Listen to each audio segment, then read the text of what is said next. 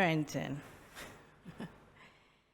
I sat in the room since this session started, and I've actually spent the last 5 minutes just being grateful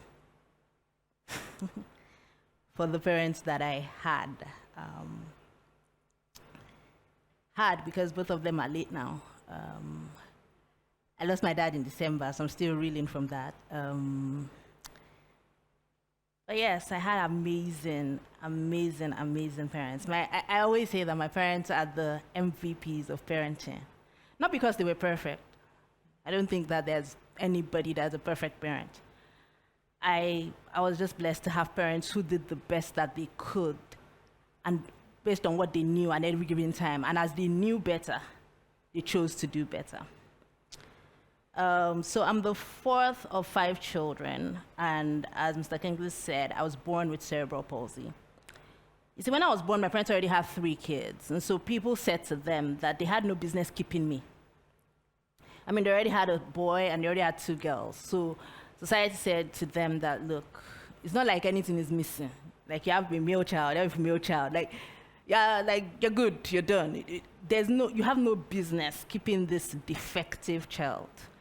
For anybody that's a parent here, I was born at 29 weeks gestation, and I weighed 1.1 kg at birth, right? So the doctors told them point blank, this child's going to have problems. There's no magic. We don't know how many problems it will be, but there will be problems. And by the time I was 20 months old, it was obvious, because I was 20 months old, I couldn't sit up, I couldn't crawl, I couldn't use my hands. So it was obvious that, we're in trouble. But my parents, and to make it interesting, was my mom didn't want a 4th child.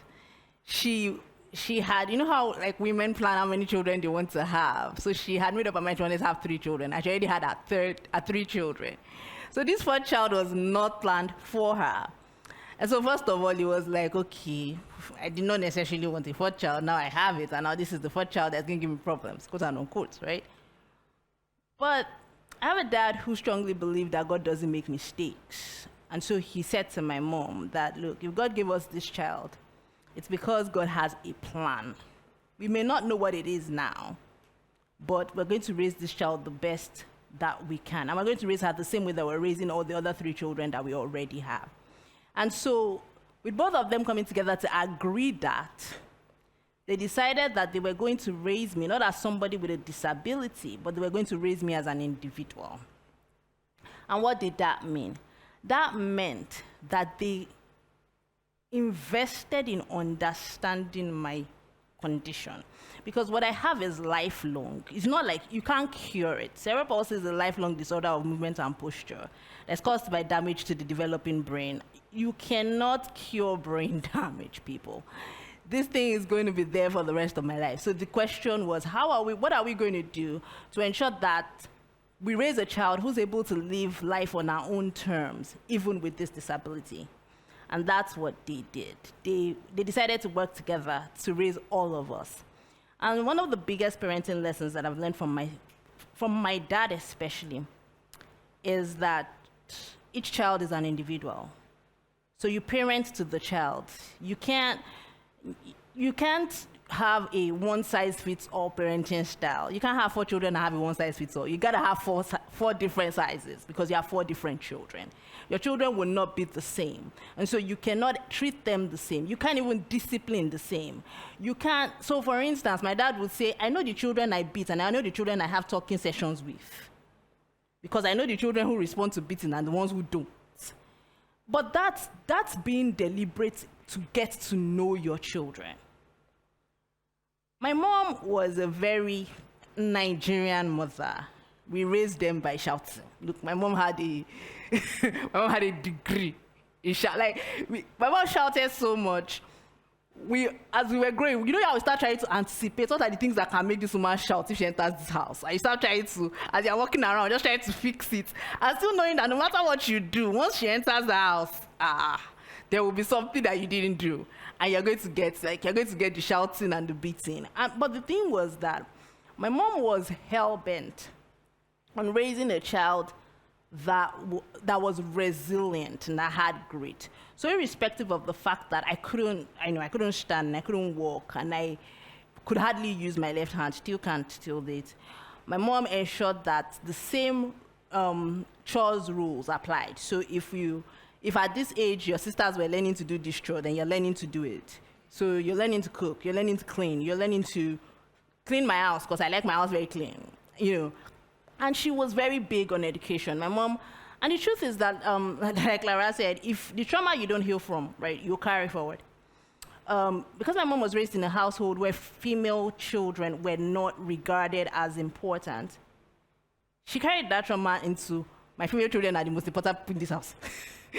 So she was big on all my girls will get all of the education that's possible to get. So while people were saying to her, oh, your child has a disability, you shouldn't be thinking about education, my mom was like, you are who? This one is the one that will even get the masters, if I'm joking. So she was hell-bent on ensuring that I had an education. Right now, I don't know if to say fortunately or unfortunately for me, I was 15 when she died. She had cancer. And I remember that my mom was in the middle of chemotherapy, but she drove me to go. If you remember what it was to register for GC, when they tell you to go and take black and white passports. Okay, so my mom drove me in the middle of chemo to go and take black and white passport for GC. Because despite the fact that she was dying, I was going to get an education. It did not matter whether she was actually literally dying. I mean, my mom was, her hair was falling out, her skin was going black with chemo, and she was still sitting me down and saying, look, listen, my friend, this past question, we are doing it today. Like, I mean, you don't get raised on that level of grit and don't become an adult who does not let anything stop them. And after my mom died, my dad stepped up, right? He became a single parent of a teenage daughter, plus 3 older children, by the way, and then he had to figure out how to raise this teenage daughter that was disabled. So I remember him having to figure out how to buy me sanitary pads because, well, the parent had to do that. So yeah, it was your job. Well, my dad then, he sat up and learned. In things that he didn't know, he asked questions. I remember us having a conversation about why there were so many different types of pads and different colors. Like, he really wanted to know. And the biggest gift that my parents, especially my dad, gave me was presence. My father was a present father, and he was busy. He was a very busy. He was a typical Nigerian father. You know them now. How much is it? You know Nigerian fathers, right? They don't go for PTA. You don't give them the school fees. They write the check. You know how they are. Unfortunately, then at 15, my mom's no longer there to go and do the PTA meetings and go and pay the bills. So he has to step up. And he stepped up in a very, very big way. He became very present. My dad would come to visiting days in boarding school. And then when I went off to uni, my dad instituted his own visiting day. So he would come to visit me every last Saturday of every month. And he would sit with me and gist for 3 hours and drive back to Lagos. I was in Edo State, and he would wake up, drive to Edo State, gist with me for 3 hours and drive back to Lagos. He would literally clear a Saturday every month just to do that. And you see, what that did was that, the things they would say, and my friends say this, my self-esteem is incredibly high. I was the girl who could not understand, because I would sit down and be like, I don't understand, like, what's the guy saying that's making you, I don't care. Because, I remember that my dad took me to dinner for finishing WAEC. Like, he took me to a Chinese restaurant and literally took me to like a proper sit-down dinner at 15. So excuse me if I don't, please, what are you bringing to the table that has not already been brought? What are you bringing to the table that has not been brought? It has already been brought by the first man in my life. And that's the thing. When you were raised like that, when you're raised with presence, and it wasn't about money. People always used to think it was because your dad had money. And then one day I was laughing at my friends. I said, look, my father used to pay my school fees in installments. He couldn't even afford to pay it at once. So sometimes he paid our school fees 3 times.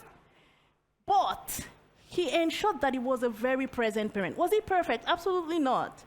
But he was present enough to say, I am going to raise this child to know that she is loved. Because knowing that this person loves you so much, There's something about love that compels you to behave properly because you don't want to break this person's heart. And that's the thing that parents don't understand.